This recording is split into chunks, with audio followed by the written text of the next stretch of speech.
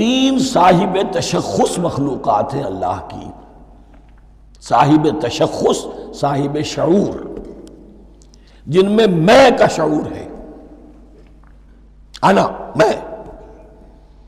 ایک ملائکہ ہیں، ان کی تخلیق نور سے ہوئی ہے۔ ایک انسان ہے جن کی تخلیق گارے سے ہوئی ہے۔ ایک جنات ہیں جن کی تخلیق آگ سے ہوئی ہے۔ باقی حیوانات ہیں، ان میں شعور تو ہے، خود شعور ہی نہیں ہے۔ Self consciousness, there is a world of difference between consciousness and self consciousness. انسان جب دیکھتا ہے تو اس کو یہ بھی معلوم ہے میں دیکھ رہا ہوں۔ کتا بلہ دیکھتا ہے، اسے یہ اندازہ نہیں ہوتا کہ میں دیکھ رہا ہوں۔ دیکھنے کا ایک نتیجہ ہے جو نکل آتا ہے، لیکن میں کا وجود نہیں ہے۔ یہ انا، سیلف، ایگو، یہ انسان میں ہے، جنات میں ہے، شعور میں، اور فرشتوں میں ہے۔ ایک نوری مخلوق، ایک ناری مخلوق، ایک زمین کے اس کرسٹ میں، یہ جو مٹی اور گارے، مٹی اور پانی کا جو ملغوبہ ہے گارے کی شکل میں، اس سے بنا ہے۔ قال یا آدم انبئهم باسمائهم فلما انباهم باسمائهم قال الم اقل لكم انی اعلم غیب السماوات والارض واعلم ما تبدون وما كنتم تكتمون واذ قلنا للملائکة اسجدوا لآدم فسجدوا الا ابلیس۔ اور یاد کرو جب کہ ہم نے کہا فرشتوں سے سجدہ کرو سب کے سب آدم کو، جھک جاؤ آدم کے سامنے، فسجدوا، ان سب نے سجدہ کیا، الا ابلیس، سوائے ابلیس کے۔ پہلی بات تو یہ سمجھیے کہ تمام ملائکہ کے سجدے کی ضرورت کیا تھی؟ کیا یہ صرف تعظیماً تھا؟ اور تعظیماً اگر تھا تو کیا آدم خاکی کی تعظیم تھی یا کسی اور شے کی تعظیم تھی؟ مکی صورتوں میں یہ بات دو جگہ واضح کی گئی ہے۔ فَإِذَا سَوَّيْتُهُ وَنَفَخْتُ فِيهِ مِن رُوحِي فَقَعُوا لَهُ سَاجِدِينَ، جب میں اس آدم کی تخلیق مکمل کر لوں اور اس میں اپنی روح میں سے پھونک دوں، تب گر پڑنا اس کے سامنے سجدے میں۔ تعظیم اگر ہے تو آدم خاکی کی نہیں ہے، اس کے اندر جو ڈیوائن ایلیمنٹ ہے، جو ڈیوائن سپارک ہے، جو روح ربانی ہے، میری روح، اس کی ہے۔ اور نمبر دو، اس کی حکمت کیا ہے، علت کیا ہے، غرض و غایت کیا ہے؟ جیسا کہ میں نے عرض کیا، اس کائنات کی اس حکومت کے کارندے تو وہ ہیں۔ خلیفہ بنایا جا رہا انسان کو، جب تک یہ ساری سول سروس اس کے تابع نہ ہو، خلافت کیسے کرے گا؟ دیکھیے میں جانا چاہتا ہوں، چوری کرنے کے لیے جانا چاہتا ہوں، راستے میں کتنے فیکٹرز ہوں گے، کتنے فزیکل فینومینا ہوں گے۔ میں چلنا چاہتا ہوں، میں زمین کو دھکیلتا ہوں، زمین مجھے دھکیلتی ہے، زمین مجھے نہ دھکیلے تو میں کیسے چلوں گا؟ یہ پوری کائنات جو ہے، یہ جب ہم کو ارادہ کرتے ہیں اور کوئی فعل کرتے ہیں تو اس فعل کے پورے ہونے میں، اس کے ظہور میں نہ معلوم کون کون سے ایلیمنٹس ہیں، کون کون سی فورسز آف دی نیچر ہیں جو ہمارے ساتھ موافقت کرتی ہے تو ہم وہ کام کر سکتے ہیں۔ اور ان سب پر فرشتے مامور ہیں، ہر ایک کی اپنی ڈومین ہے۔ اگر وہ تابع نہ ہوں تو خلافت کی کوئی معنی نہیں۔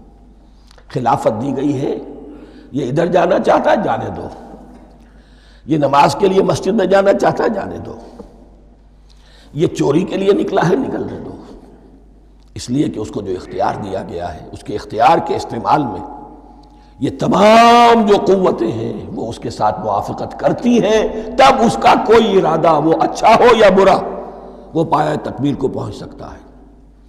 یہ گویا کہ سبارڈینیشن اس کے لیے سمبل کہ تمام فرشتوں کو جھکا دیا گیا۔ البتہ اس آیت میں ایک مغالطہ پیدا ہوتا ہے، الا ابلیس، سوائے ابلیس کے۔ مغالطہ یہ پیدا ہوتا ہے کہ شاید وہ بھی فرشتہ تھا، اس لیے کہ حکم تو فرشتوں کو دیا گیا تھا۔ پھر نوٹ کیجئے، اس سے پہلے، بہت پہلے سورہ کہف نازل ہو چکی ہے، اور سورہ کہف میں فرما دیا گیا ہے کان من الجن ففسق عن امر ربی، وہ جن تھا، پس اس نے سرکشی کی اپنے رب کے حکم سے۔ فرشتے کی شان یہ نہیں ہے، وہ اللہ کے کسی حکم کی سرتابی نہیں کرتا۔ لا یعصون اللہ ما امرہم ویفعلون ما یؤمرون، وہ اللہ کے کسی حکم کی نافرمانی نہیں کرتے اور جو حکم ملتا ہے بجا لاتے ہیں۔ یہ جنات کے اندر اختیار تھا، جیسے اختیار انسانوں کو دیا گیا ہے۔ جنات میں نیک بھی ہیں، بد بھی ہیں، اعلیٰ بھی ہیں، ادنا بھی ہیں، جیسے انسانوں میں۔ لیکن یہ عزازیل جو جن تھا، علم اور عبادت دونوں کے اعتبار سے بہت بلند ہو گیا تھا، اور یہ فرشتوں کا یوں سمجھیے کہ ہم نشین، فرشتوں کے ساتھ اس طور سے شامل، جیسے بہت سے انسان بھی اگر اپنی بندگی میں، زہد میں، عبادت میں، نیکی میں ترقی کریں تو ان کا ملائے اعلیٰ کے ساتھ، عالم ارواح کے ساتھ، عالم ملائکہ کے ساتھ ایک رابطہ قائم ہوتا ہے۔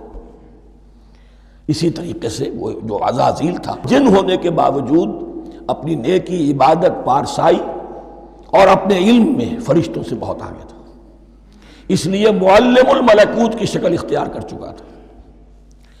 اس کو اپنی زوم تھا یہ بات، جیسا کہ میں نے عرض کیا 7 مرتبہ قرآن میں یہ بات آئی ہے، قصہ ابلیس و آدم، کہ فرشتوں کو حکم ہوا کہ سجدہ کرو، سب جھک گئے، ابلیس نے سجدے سے انکار کر دیا 7 مرتبہ۔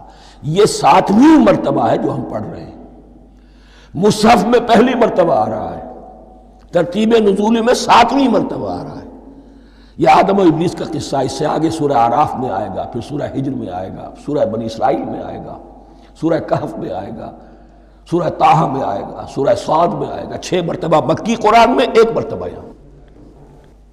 تو یہاں اشارہ نہیں کیا، اس لیے مغالطہ ہو سکتا ہے، لیکن یہ کہ سورہ کہف میں آپ کو بتا چکا ہوں، کان من الجن ففسق عن امر ربہ، اس نے اپنے رب کے حکم سے سرتابی۔ ابلیس اس کا صفاتی نام ہے اب، اس لیے کہ ابلس یبلسو کے معنی ہوتے ہیں مایوس ہو جانا۔ یہ اللہ کی رحمت سے بالکل مایوس ہے، اور مایوس جو ہو جائے وہ شیطان ہو جاتا ہے۔ اب میرا تو چھٹکارا نہیں ہے، جتنوں کو برباد کر سکوں کروں، میری تو عاقبت خراب ہو چکی ہے، جتنوں کو اپنے ساتھ، ہم تو ڈوبے ہیں سنم، تم کو بھی لے ڈوبیں گے۔ اب وہ شیطان اس معنی میں کہ انسان کی عداوت اس کی گھٹی میں پڑ گئی، اس نے اللہ سے پھر اجازت بھی لی کہ مجھے مہلت دے دے، یوم یبعثون، قیامت تک کے دن کے لیے، تو میں ثابت کر دوں گا کہ یہ آدم اس رتبے کا حقدار نہ تھا، مستحق نہ تھا جو اسے دیا گیا۔ انا خیر منہ، میں اس سے بہتر ہوں۔ خلقتنی من نار وخلقتہ من طین، تو نے مجھے آگ سے بنایا، اسے گارے سے بنایا۔ لیکن یہ تکبر ہے در حقیقت کہ جس نے اسے راندہ درگاہ حق کر دیا۔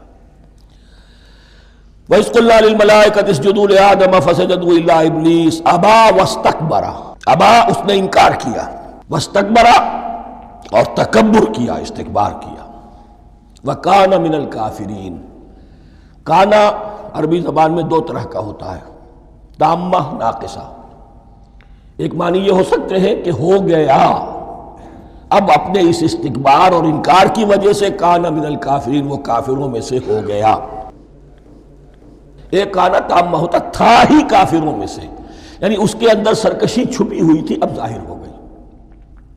یہ معاملہ ہوتا ہے، کسی شخص کی بدنیتی اس کے اوپر پردے پڑے رہتے ہیں نیکی کے، زہد کے، کسی خاص وقت میں آ کر وہ ننگا ہو جاتا ہے، اور جو اس کے اندر تھا اصل، اس کی حقیقت وہ سامنے آ جاتی ہے۔ اس کا امکان ہے، تو دونوں معنی اس کے ہو سکتے ہیں۔